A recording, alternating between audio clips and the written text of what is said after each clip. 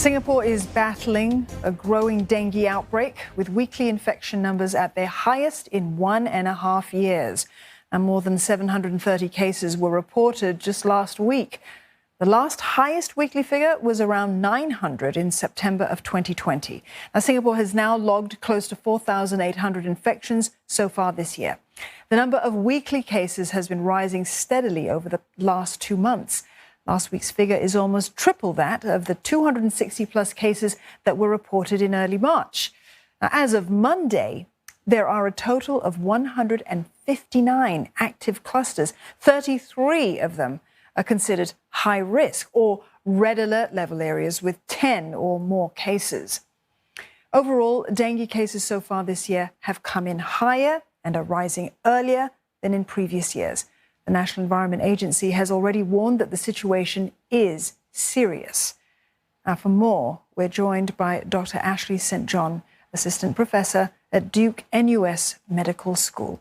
Dr. St. John, how worrying is this fresh rise of cases that you're seeing this year? And are we on track to see a major outbreak of dengue at all? What numbers could we be looking at? So I think it's definitely a concern to see cases this early in the year. Usually we start seeing a peak around June, July.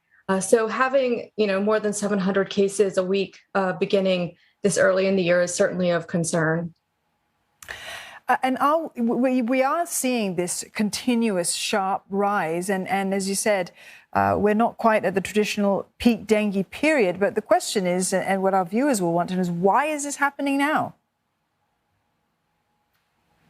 So there could be many factors. It's difficult to really pinpoint the cause when there are likely multiple causes. But one reason that we think could be involved is that we've begun to see an increase in cases in dengue 3.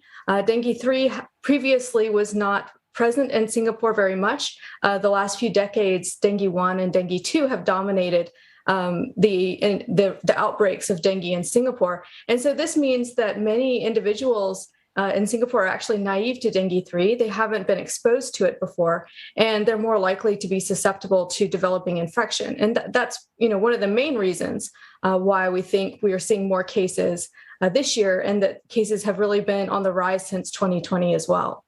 And should we be concerned about the fact that serotype 3 dengue has become this predominant strain? Well, I think that it's a factor that should be considered in attempting to manage dengue in Singapore potentially. Of course, when you experience dengue, you have similar symptoms no matter the serotype. So I think it's not something that individuals can react to or worry about very much. But at a higher level, we can consider this, when we're trying to think of strategies for mitigating dengue in Singapore. Well, for a long time, we've known the basics about preventing dengue. If you live in Singapore, you would have seen a campaign or two, but we have to make sure there's no stagnant water around, as an example. But what else can people do to protect themselves from dengue at this time? So certainly, I think that, mosquito repellents are quite important.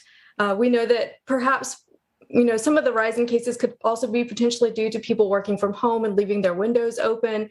And so I think attention to these environmental factors is really important to prevent mosquitoes from biting, and then protecting ourselves with mosquito repellent. We know that an infected mosquito can bite multiple individuals and infect them. So, concern for the whole family, I think, is a key to controlling dengue. Right. And as we're seeing this rise in dengue cases, of course, we're still in the middle of a pandemic globally. People are concerned about getting COVID-19. So can you remind us, for the sake of our viewers, Dr. St. John, what are the key dengue symptoms and how might they be different from COVID-19? That's a good question. So most people who experience dengue have a mild febrile illness. It's usually not very severe, and it starts with a fever, muscle pain, joint pain, sometimes a rash. And so these can be a sign that perhaps you have a febrile illness, perhaps dengue. And, one of the difficulties is that those symptoms also coincide with other viral infections. So it's often difficult to distinguish in the early time points of infection, whether you might have dengue or COVID, which also could cause many of these symptoms. Although I should highlight that the respiratory symptoms are quite unique to COVID and really very, very rare to occur during dengue. But I think a key point is that we have tests for both of these infections. So, we have the rapid tests available for COVID-19, and everyone can test themselves at home and determine if they're antigen positive. And if those are negative, they can also, become suspicious. Maybe they have dengue and they could see their GP and also take rapid tests that are available for dengue. So I think that while the symptoms are very similar, once we use the rapid tests and are seen by the GP, we can actually, pretty clearly distinguish whether it's dengue or COVID. And I think that's important since, it's the way you'll be monitored and treated could be different.